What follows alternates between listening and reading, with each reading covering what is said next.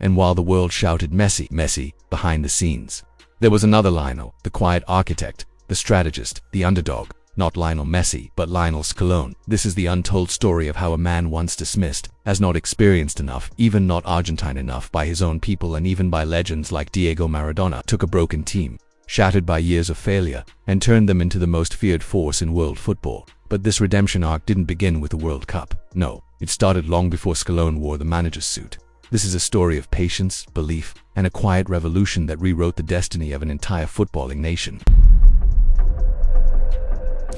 2014, a year that promised redemption, only to deliver devastation.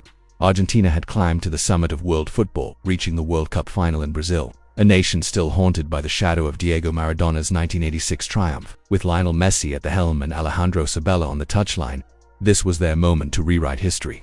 But fate had other plans. Despite Messi winning the Golden Ball and goalkeeper Sergio Romero keeping for clean sheets, the joint most in the tournament, it was Mario Götze's extra-time goal that shattered Argentina's dream. That haunting image of Messi alone with silver in one hand and the weight of a nation on his shoulders became a symbol of unfinished destiny. Still, hope flickered. Maybe the next chapter would bring glory. 2015 Copa América arrived with expectations sky-high. Messi opened the tournament with a goal against Paraguay, and while he wasn't his usual prolific self, he orchestrated Argentina's semi-final demolition of the same team with 3 assists in a stunning 6-1 victory. But once again, the final stage was unforgiving. Against hosts Chile, the game went to penalties and heartbreak returned. If 2015 stung, 2016 cut even deeper. The Copa América Centenario was meant to be a statement. Messi was on fire, scoring 5 goals and leading Argentina back to the final. It was poetic, a rematch with Chile, the perfect setup for revenge. But once again, penalties. And once again, defeat. For Messi it was too much. The pain, the pressure, the never-ending scrutiny in front of the world. Lionel Messi retired from international football, broken. The media turned. Some fans turned. The boy who had given them magic was now accused of not being Argentine enough. What followed wasn't just a crisis of form, it was a crisis of identity. But from the ashes of heartbreak, a new chapter was about to rise, and no one saw it coming. Lionel Messi has announced he's to retire from international football. He was seen in tears in the dugout afterwards. Lionel Messi returned. After the heartbreak of Copa América, he took back his decision to retire just in time for the 2018 FIFA World Cup in Russia. But his comeback didn't bring the redemption many hoped for. In fact, it felt like déjà vu or worse. On opening day, Argentina stumbled to a 1-1 draw with Iceland, where Messi missed a crucial penalty that could have changed the narrative. The cracks were visible early. Then came a 3-0 humiliation by Croatia, a game that exposed how dysfunctional and divided the team had become. By the time Argentina scraped through with a late win over Nigeria, it was more relief than celebration. They had limped into the round of 16, finishing second in their group. Waiting for them was a young, fearless French side led by Kylian Mbappé, and it was there that reality struck hardest. Yes, the final score was 4-3, but the match wasn't nearly that close. France outran, outmuscled, and outclassed Argentina in nearly every department. The truth was harsh. This Argentine team was old, tired, and broken. They had the 3rd highest average age of the tournament, 29.4 years, and it showed. Physically, they were spent. Tactically, they were lost. And once again, they relied entirely on one man, Messi. From Sabella to Martino to Sampaoli, nothing had changed. It was Messi versus the world, over and over again. And in Russia, that formula collapsed completely. When the dust settled, Jorge Sampaoli was out. The system was in ruins, and at 31, it seemed like Lionel Messi's dream of lifting the World Cup had finally slipped away. But in the middle of that darkness, the Argentine FA made a shocking, controversial decision, one that fans scoffed at, legends doubted, and the media mocked. They handed the keys of the national team to a rookie, a man who had never coached at the top level, a former right-back who was supposed to be just a temporary placeholder. His name, Lionel Scaloni. And no one could have predicted what was coming next. Enter Lionel Scaloni, the new head coach of Argentina, but not exactly a stranger to the setup. After all, he'd been Jorge Sampaoli's assistant during the disaster that was the 2018 World Cup. So when chaos followed Argentina's early exit, Scaloni was handed the reins temporarily. He was seen as a placeholder, a quiet figure next to the FA's ongoing search for a real coach. At first, he wasn't alone. He shared responsibilities with Pablo Aimar, another respected name in Argentine football. But by the end of 2019, to everyone's shock, the Argentine Football Association appointed Scaloni as the permanent head coach. That decision, explosive. Diego Maradona, the national icon himself, openly mocked the appointment. He ridiculed the idea of giving such a massive responsibility to someone so inexperienced. And to be fair, he wasn't entirely wrong at first. In his opening 11 games in charge, Scaloni used 40 different players. It looked like chaos, with no clear formation, identity, or direction. Argentina finished third in the 2019 Copa América, and fans were beginning to wonder if they were watching the same movie again. New coach, same problems. But what no one realized was that Scaloni was still learning, absorbing, testing, adapting. He was quietly planting seeds, and when the dust settled, he started building his team, his way. By the time Copa América Aling came around, Scaloni had one clear mission: win, and it didn't matter how pretty it looked. Argentina started grinding results. 3 narrow 1-0 wins and a draw in the group stage. No flashy football, just ruthless efficiency. Scaloni's side had learned how to strike at the right time and shut the door when it mattered most. Messi was on fire, delivering 6 goal contributions in just 2 games, the final group stage clash versus Bolivia and the quarter-final demolition of Ecuador. But the real masterstroke, Scaloni's goalkeeper gamble. There had been an 8-year gap between Emiliano Dibu Martinez's first call-up and his actual debut. Most managers would have played it safe, but not Scaloni. He made EMI his no-1 heading into the tournament. The trust paid off. In the group stages, Dibu saved a penalty from Arturo Vidal, and in the semi-final shootout against Colombia, he was unshakable. It wasn't just the saves, it was the psychological warfare, the trash talk, the confidence, the sheer dominance got into their heads and became an instant legend. With Dibu in goal, Messi in form, and Scaloni's system finally clicking, Argentina made it to their 3rd Copa América final in 6 years. But this time, it was different. This time, they were heading into the Lion's Den, the Maracanã Stadium in Brazil, facing their fiercest rivals, on enemy soil. No crowd, but still pressure like never before. Messi's redemption arc had arrived. For Lionel Messi, the Copa América final was more than just another match. It was a shot at redemption, a rare and golden opportunity to finally lift a senior international trophy with Argentina. After years of heartbreak, near misses, and crushing pressure, this was the moment he had been chasing his entire career. But while all eyes were fixed on Messi, someone else was writing his own story in the shadows. For Lionel Scaloni, this was the most important night of his life as a coach, a night that would either expose him as an unqualified gamble or confirm him as the quiet genius behind Argentina's rebirth. And when the final whistle blew in Rio de Janeiro, there was no doubt Scaloni was right. His vision, his decisions, and his belief had just led Argentina to glory. Argentina won the final, but not through Messi. The only goal of the match came from Angel Di Maria, the forgotten warrior of Argentina's golden generation. It was poetic justice, because that night wasn't just about individual brilliance. It was about a system that worked, a team that fought as one, a unit where Messi was still the soul, but no longer the sole burden-bearer. For years, Argentina had tried to build teams around Messi, from Maradona to Sabella to Martino. The script was always the same: give the ball to Messi and hope for magic. But Scaloni rewrote the playbook. His system did 2 things at once. It amplified Messi's genius, and at the same time gave the team an identity strong enough to function without relying solely on him. This was the breakthrough, a team that could win with Messi, not just because of Messi. The Copa América victory ended a painful 28-year wait for a major international trophy. For Scaloni, it was vindication. From an interim appointment mocked by legends like Maradona to a national hero, this was the moment he proved he was the man for the job. But this wasn't the end of the story. It was just the beginning. Scaloni didn't just coach Argentina, he unified it. He quietly launched a revolution inside the camp. Instead of falling back on aging veterans and established names, he made bold calls. He selected players with passion, resilience, and hunger. Players like Rodrigo de Paul, Cristian Romero, and Emiliano Dibu Martinez, men who weren't global stars yet, but who gave everything for the badge. Then came the new generation: Julian Alvarez, Alexis, Mac Allister, young blood, fearless and ready. Scaloni knew the secret to building a winning team wasn't just talent, it was balance, youth and experience, fire and control, grind and flair. And for Messi, Scaloni became more than a manager, he became family. A brother figure who understood him, protected him, and most importantly, freed him. For the first time in over a decade, Messi didn't have to carry the national team like Atlas holding the sky. The burden was now shared, and every player wore it with pride. Scaloni had changed Argentina. After the Copa América, the transformation, it was undeniable. Argentina no longer played like a team chasing ghosts. They played like champions. In early 2022, they took on European champions Italy in the Finalissima at Wembley and completely dismantled them, 3-0.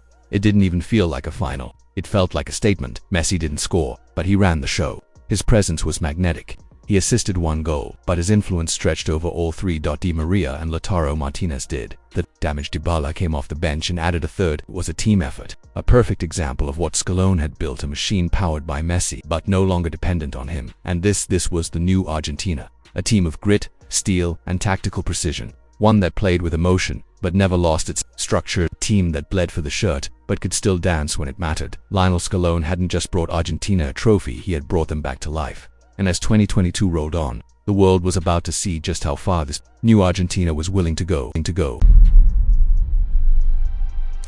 Scaloni's Argentina wasn't just built to play beautiful football, it was built to adapt, to grind, and to win. Depending on the opponent, they could shift formations effortlessly. At times, it was a compact 4-4-2. Other times, they switched into a fluid for -3-3, but no matter the shape, the principles remained the same: intensity, defensive discipline, and lethal efficiency in front of goal. To execute this plan, Scaloni made some bold midfield decisions. He needed a dynamic, tireless engine, players who could press, break lines, and transition quickly. Enter Rodrigo de Paul and Leandro Paredes, one a relentless presser, the other a deep-lying distributor. Up front, Scaloni turned to a hungry predator, Lautaro Martinez, a striker desperate to write his name into Argentine football history. And Messi, he wasn't the ghost of past tournaments anymore. He pressed, he moved, he created. Once Argentina regained possession, Messi's genius took over. He had the vision, awareness, and intelligence to drift into space and orchestrate the attack. But now, unlike before, he wasn't doing it alone. Defensively, Argentina were tight, compact, relentless. Everyone knew their role. The team moved as a unit, defended as one, and trusted each other implicitly. And they had to. Because after the emotional high of the Copa América, an even greater mountain loomed: Qatar 2022, the FIFA World Cup. The Holy Grail. Not just for Messi but for all of Argentina.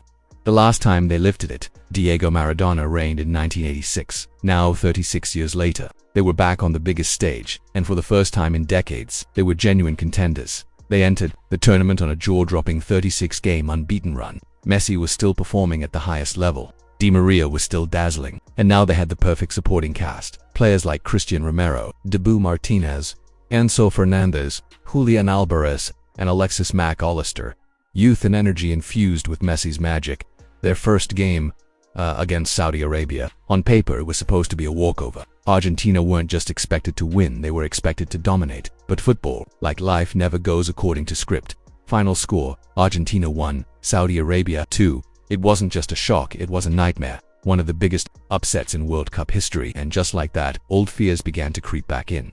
Flashbacks to 2018. The weight of expectation, the whispers, not again. But something was different this time. In years past, a loss like that would have shattered the team. Messi might have crumbled. But this team, Scaloni's team, didn't fall apart. Instead, they came together, almost as if Scaloni had anticipated this storm. As if he knew that his team needed humility before they could find glory. That a loss in the first game might shake them awake. A reminder that every match, every opponent, every moment mattered. Now, with their backs against the wall, Argentina had to fight. No more slip-ups, no more safety nets. Their next game, Mexico, it became do or die. And under the brightest spotlight, they rose. Messi opened the scoring with a thunderous low shot that sent shockwaves across Qatar. But it wasn't just Messi who delivered. Enzo Fernandez, one of Scaloni's youngest and boldest additions, curled in a stunning second. 2-0. Argentina were back. Then came Poland. It wasn't just about winning, it was about convincing. Argentina did both. Alexis Mac Allister struck the opener. Julian Alvarez added a second. The team didn't just advance, they topped the group in the round of 16. Australia gave them a scare. It ended 2-1, but Argentina looked in control for most of the game. Messi scored again, reminding everyone he wasn't just chasing the dream, he was leading the charge. Then came the quarterfinal, Argentina versus the Netherlands. Box office fire, chaos. This wasn't just football, this was warfare on grass. Messi was incandescent. He slipped a jaw-dropping pass through to Nahuel Molina for the opener, a moment of sheer vision and timing. Later, he converted a penalty to make it 2-0, but the Dutch didn't lie down. They fought back with grit, power, and an outrageous set-piece equalizer in the 100th minute. 2-2 after extra time, but that's just scratching the surface. This match had everything: emotion, aggression, mind games. There were 17 yellow cards, scuffles, taunts, and unforgettable moments. Messi pointing at the Dutch bench. Players losing composure, fans on edge. Yet, through all of it, Argentina held their nerve. And when it came down to penalties, it was Dibu Martinez who became the hero once again, saving crucial spot kicks and roaring like a lion in front of the fans.